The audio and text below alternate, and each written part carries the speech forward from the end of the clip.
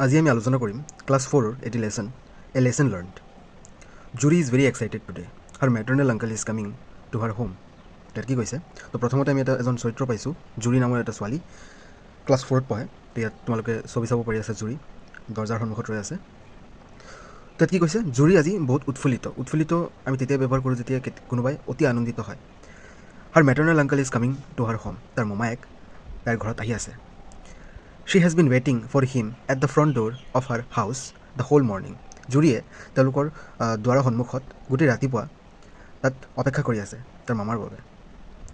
Her mother said to her, জুৰি come inside. তাৰপিছত তাৰ মাকে জুৰিক ক'লে যে জুৰি তুমি ভিতৰলৈ আহা।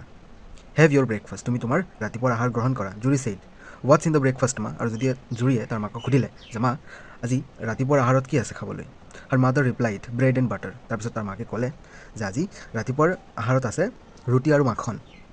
I have also brought some fresh fruits for you. আৰু লগতে এইটোও ক'লে যে মই তোমাৰ বাবে কিছু সতেজ ফল মূলো আনিছোঁ। Yaki, she said. I want to eat chicken burger and some fries. আমি ইয়াকি শব্দটো তেতিয়া ব্যৱহাৰ কৰোঁ যেতিয়া আমি কোনো এটা বস্তু দেখিলে বা খাবলৈ মন নোযোৱা হয় আৰু বমি আহে, তেতিয়া আমি এই বস্তুটো আমি ব্যৱহাৰ কৰোঁ ইয়াকি। ঠিক আছে। তাৰপিছত জুৰিয়ে ক'লে যে মই চিকেন বাৰ্গাৰ খাব বিচাৰোঁ আৰু ফ্ৰাইজ, যিটো আলুৰে তৈয়াৰী হয়, ফ্ৰেঞ্চ ফ্ৰাইজ বুলি কোৱা হয়, খাব বিচাৰে। I won't eat fruits. তাৰপিছত জুৰিয়ে কৈছে মই ফল মূল নাখাওঁ। Her mother refused at first, but later she brought a chicken burger and some french fries from the roadside shop in front of their house. তাৰপিছত প্ৰথমতে তাৰ মাকে অস্বীকাৰ কৰিছিল, কিন্তু পিছত তাৰ মাকে নিজে গৈ সিহঁতৰ ঘৰৰ সন্মুখতে থকা ৰাস্তাৰ এটা দোকানৰ পৰা ফ্ৰেঞ্চ ফ্ৰাইজ আৰু চিকেন বাৰ্গাৰ লৈ আনিলে। জুৰি বিকেম ভেৰি হেপী। জুৰি তাৰপিছত খুব আনন্দিত হৈছিল। This is the third consecutive day when she has been eating burger for breakfast. তাৰপিছত ইয়াত কৈছে যে এইটো 3 নম্বৰ দিনা, যিটো একেৰাহে কনজিকিউটিভ মানে কণ্টিনিউ, কোনো এটা বস্তু যেতিয়া একেৰাহে চলি থাকে, তো সেইটো 3 নম্বৰ দিন আছিল যিটো জুৰিয়ে একেৰাহে ৰাতিপুৱাৰ আহাৰত গ্ৰহণ কৰি আছিল। At around 11 Juri's uncle arrived at their home. তো 11টা বজাত জুৰিৰ মোমায়েক তেওঁলোকৰ ঘৰত পাইছিলহি। He expected Juri to be ৱেইটিং at the door step for him. সাধাৰণতে জুৰিৰ ঘৰত যেতিয়া জুৰিৰ মোমায়েক যায়, তো প্ৰতিবাৰ জুৰিৰ মোমায়েকে চাই যে জুৰিয়ে তাৰ মোমায়েকৰ বাবে অপেক্ষা কৰি আছে দুৱাৰৰ সন্মুখত। সেই একেধৰণে জুৰিৰ মোমায়েকেও এইবাৰো জুৰি ৰৈ থকাটো এটা আশা কৰিছিল। বাট শ্বি ৱাজ নট দেয়াৰ, কিন্তু তাই তাত নাছিল। Surprised he said to his sister Nilu, ৱেৰ is জুৰি। তাৰপিছত সি আচৰিত হৈ পৰিল আৰু তাৰ মোমায়েকে তাৰ ভণ্টিক সুধিলে। ভণ্টি কোন আছিল? নীলু, যিজন জুৰিৰ মাক আছিল। ৱেৰ ইজ জুৰি? তাৰপিছত সুধিলে যে জুৰি ক'ত? জুৰিছ মাদাৰ নীলু ৰিপ্লাইড, জুৰি is sleeping in her room. তাৰপিছত জুৰিৰ মাকে ক'লে যে জুৰি তাৰ নিজৰ ৰুমত শুই আছে। শ্বি ইজ ছাফাৰিং ফ্ৰম ষ্টামাক এক। তাই পেটৰ বিষত ভুক্তভোগী হৈ আছে।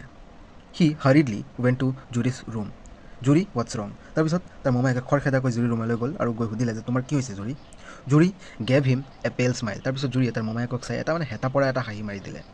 মাই ষ্টামাক ইজ হাৰ্টিং ভেৰি মাছ আংকল। তাৰপিছত জুৰিয়ে তাৰ মোমায়েকক ক'লে যে মোৰ পেটটো বহুত বেয়াকৈ বিষাই আছে মামা।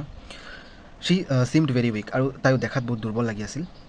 হাৰ uncle and mother finally had to take her to the nearby hospital. তাৰপিছত কি কৰিলে, তাৰ মোমায়েকে আৰু তাৰ মাকে সিহঁতৰ ঘৰৰ ওচৰতে থকা এটা চিকিৎসালয়লৈ জুৰিক লৈ গ'ল। The doctor examined her and gave her N injection. তাৰপিছত তাত লৈ যোৱাৰ পিছত তাত থকা চিকিৎসকে কি কৰিলে, তাক প্ৰথম অৱস্থাত পৰীক্ষা নিৰীক্ষা কৰি তাৰপিছত জুৰিক এটা বেজি দিলে। She was released from the hospital after an hour. আৰু তাৰপিছত তাত কিছু সময় থকাৰ পিছত, এঘণ্টাৰ পিছত সেই হস্পিটেলৰ পৰা জুৰিক এৰি দিয়া হ'ল। The doctor said, Juri you need to take rest for few days. ইয়াত কি কৈছে, ডক্টৰে জুৰিক কৈছিল যে জুৰি তুমি কেইদিনৰ কাৰণে তুমি বিচনাতে জিৰণি ল'ব লাগিব। Take medicines daily and don't eat junk food. তাৰপিছত লগতে এইটোও কৈছিল যে তুমি প্ৰতিদিনে তোমাৰ ঔষধবোৰ খাবা আৰু তুমি জাংক ফুড নাখাবা। জাংক ফুড সেইসমূহ খাদ্য কোৱা হয় যিবোৰ খাদ্য বিশেষকৈ তেলেৰে নিৰ্মিত থাকে, যিবোৰ খাদ্য আমি ৰাস্তাৰ দোকানবোৰত আমি খাবলৈ পাওঁ, যেনে ম'ম', চাওমিন, পকৰি, তাৰপিছত বিভিন্ন ধৰণৰ যিবিলাক আমি তেলেৰে নিৰ্মিত ৰাস্তাত খাবলৈ পাওঁ।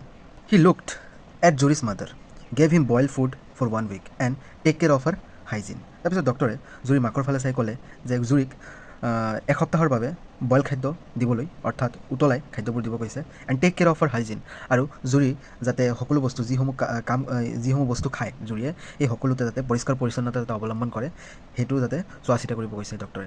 নেক্সট মৰ্ণিং জুৰি is lying on her bed. দ্বিতীয় দিনাখন ৰাতিপুৱা জুৰি তাৰ বিচনাত শুই আছিল। শ্বি ইজ ৰিকভাৰিং বাট ষ্টিল উইক। জুৰি লাহে লাহে ঠিক হৈ আছিল, কিন্তু এতিয়াও জুৰি দুৰ্বল। আৰু uncle is sitting beside her bed. তাৰপিছত তাৰ মোমায়েকে তাৰ বিচনাৰ ওচৰতে গৈ বহি দিছিলগৈ। He said to Juri, do you now understand why you had a stomach ache? তাৰপিছত জুৰিক তাৰ মামায়েকে সুধিছিল যে তুমি এতিয়া বুজিলানে তোমাৰ পেট বিষটো কিয় হৈছিল? য়েছ আংকল, জুৰি ছেইড। জুৰিয়ে কৈছে হয় হয় মামা, মই বুজি পাইছোঁ। Because of the junk food, কিয়নো জাংক ফুডৰ কাৰণে। I have been eating junk food for almost 1 week. মই এই জাংক ফুড মোটামুটি এসপ্তাহ ধৰি মই খাই আছিলোঁ। Her uncle Bikash Talukdar smiled at her. তাৰ মোমায়েক বিকাশ তালুকদাৰ, নামটো মনত ৰাখিবা, বিকাশ তালুকদাৰে তাক চাই এটা হাঁহি মাৰি দিলে। I am happy that you understood. তাৰপিছত ক'লে মই খুব সুখী যে তুমি বস্তুটো বুজি পাইছা। Always remember fast food and junk food are not good for our health. সদায় মনত ৰাখিবা, ফাষ্ট ফুড হওক অথবা জাংক ফুড হওক আমাৰ স্বাস্থ্যৰ বাবে কেতিয়াও ভাল নহয়। They often make us sick. আৰু এই খাদ্যবোৰে আমাক বেমাৰত পেলায় বেছিভাগ সময়ত। Now see you can't go' to school. এতিয়া তুমি চোৱা, তুমি বিদ্যালয়লৈ যাব পৰা নাই। You can't even go' out and play with your friends. তুমি এনেকুৱা কি তুমি বাহিৰতো ওলাই যাব পৰা নাই আৰু তোমাৰ লগৰ বন্ধু বান্ধৱীৰ সৈতেও তুমি খেলিব পৰা নাই। য়েছ আংকল, আই ফিল ব'ৰ্ড। তাৰপিছত জুৰিয়ে কৈছিল, জুৰি ছেইড ছেডলি। জুৰিয়ে খুব দুখ মনেৰে কৈছিল, হয় হয় মামা, মই বহুত আমনি অনুভৱ কৰি আছোঁ। আফটাৰ 2 days, দুদিন পিছত, Juri is reading a piece of paper where her uncle has written about some healthy habits that every one should follow' in their lives. She reads loudly. তাৰপিছত জুৰিয়ে কি কৰি আছিল, এটা কাগজৰ টুকুৰা এটা পঢ়ি আছিল, যিটো কাগজৰ টুকুৰা তাৰ মামায়েকে কিছুমান যিবিলাক সুস্বাস্থ্যকৰ অভ্যাসৰ বিষয়ে লিখিছিল, যিটো সকলোৱে লক্ষ্য কৰা উচিত এটা সুস্থ জীৱন যাপন কৰিবলৈ।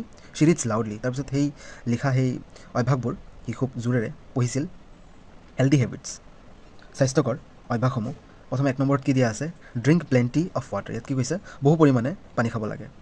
তো it is better than other sugary beverages because it will never make us ইল।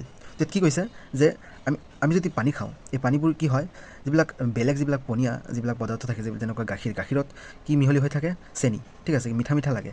তো সেই গাখীৰ খালে হয়তো মানুহৰ হয়তো বেমাৰত পৰিব পৰা এটা সম্ভাৱনা থাকে। কিন্তু যদি আমি পানী খাওঁ, তো পানীত তেনেধৰণৰ একো মিহলি হৈ নাথাকে, একেবাৰে শুদ্ধ থাকে।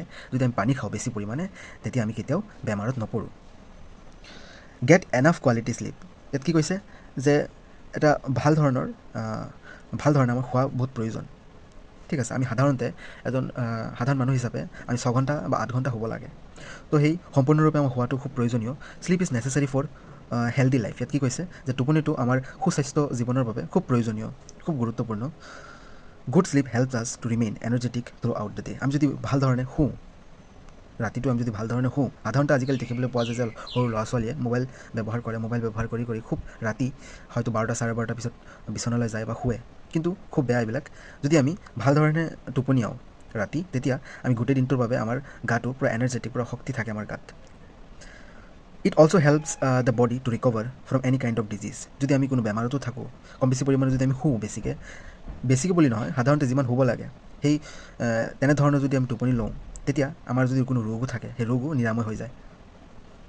Good sleep improves our mental as well as physical health. আমি যদি ভাল ধৰণে টোপনিয়াওঁ, তেতিয়া এইটো কি বৃদ্ধি কৰে, আমাৰ মানসিক আৰু যি শাৰীৰিক স্বাস্থ্য, সেই স্বাস্থ্য উন্নত কৰে। 3 নম্বৰটো চোৱা, এক্সাৰচাইজ ৰেগুলাৰলি। আমাৰ প্ৰতিদিনে আমাক ব্যায়াম কৰা খুব প্ৰয়োজনীয়।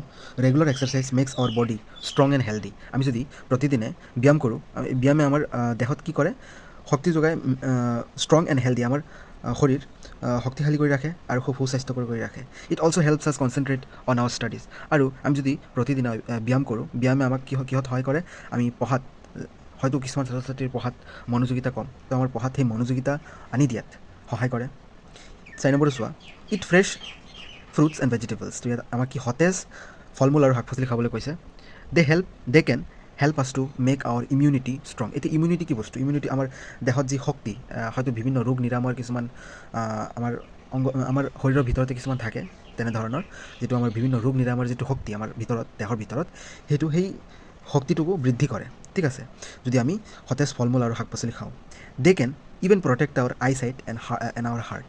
আৰু সাধাৰণতে আজিকালি দেখিবলৈ পোৱা যায় চকুৰ বেমাৰ সৰু ল'ৰা ছোৱালীৰ, তাৰপিছত হৃদয়জনিত মানে যকৃত যিবিলাক ৰোগ, সেই ৰোগসমূহৰ পৰা আমাক ৰক্ষা কৰি ৰাখে যদি আমি সতেজ ফল মূল আৰু শাক পাচলি খাওঁ।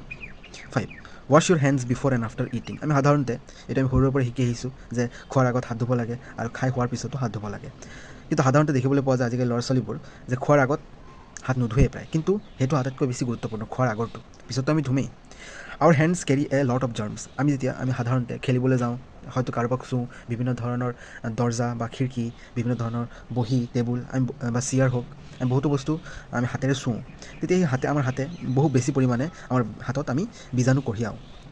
If we don't wash hands properly with soap, the germ will enter our body through our mouth and we will get sick. যদি আমি ভাল ধৰণে চাবোনেৰে আমি হাত ভালদৰে নুধুওঁ তেতিয়া সেই বীজাণুবোৰ আমাৰ শৰীৰৰ ভিতৰত সোমাব, আমাৰ মুখৰ সহায়েৰে আমাৰ মুখেৰে শৰীৰৰ ভিতৰত সোমাব আৰু আমি বেমাৰত পৰিম। Avoid junk food as much as you can. তো ইয়াত কি কৈছে 6 নম্বৰটো, যে তুমি যিমান পাৰা জাংক ফুড এৰাই চলিব লাগে। জাংক ফুড মেক্স আছ ফেট। জাংক ফুডে আমাক কি কৰে, আমাক শকত কৰি পেলায়। সাধাৰণতে শকত মানে কি, আমি সাধাৰণতে সুস্বাস্থ্যৱান হ'ব লাগে, কিন্তু সাধাৰণতে দেখিবলৈ পোৱা যায় সৰু সৰু ল'ৰা ছোৱালীৰ পেটবোৰ চাবাচোন বাহিৰত ওলাই যায়। তো ফেট, সেই তেনেধৰণৰ মানুহক আমি ফেট বুলি কওঁ। চ' দে কেন অলছ' আপছেট আৱাৰ ষ্টামাক। আৰু এনেকুৱা কি, আমি যদি জাংক ফুড একেৰাহে খাই থাকোঁ কম বেছি পৰিমাণে, একেবাৰেতো খাবই নালাগে, তো আমি যদি খাওঁ তেতিয়া আমাৰ দেখিবলৈ পোৱা যায় আমাৰ পেট বিষায় মাজে মাজে। টু মাছ জাংক ফুড কেন ডেমেজ আৱাৰ লিভাৰ। ঠিক আছে, তো ইয়াত কি কৈছে, যদি আমি বেছিকৈ জাংক ফুড খাওঁ তেতিয়া আমাৰ কি হয়, আমাৰ লিভাৰটো, আমাৰ কলিজাটো নষ্ট হৈ যায়। Juri recovered from her illness after 4 days। জুৰি 4 দিন পিছত তাৰ বেমাৰৰ পৰা একেবাৰে সুস্থ হৈ পৰিল। She learn a lesson for life. আৰু তাৰপিছত সেই বেমাৰৰ পৰা জুৰিয়ে জীৱনত এটা পাঠ শিকিছিল। শ্বি প্ৰমিছড হাৰছেল্ফ। জুৰিয়ে নিজকে কথা দিছিল, I will form healthy habits right from this moment. জুৰিয়ে নিজকে কথা দিছিল যে এতিয়াৰ পৰাই মই নিজৰ মাজত কিছু সুস্বাস্থ্যকৰ অভ্যাস মই গঢ়ি তুলিম। I will follow' my uncle's advice and remain healthy always. মই মোৰ আংকুলে উপদেশ দিয়া সকলোখিনি কথাই মই পালন কৰিম আৰু মই প্ৰতিদিনেই মই সুস্বাস্থ্য হৈ থাকিম, সুস্বাস্থ্যকৰ এটা জীৱন যাপন মই পালন কৰিম। তো সেইটোৱে আছিল তোমালোকৰ লেচন, দ্য লেচন লাৰ্ণ। আশা কৰোঁ তোমালোকে বুজি পাইছা। ধন্যবাদ।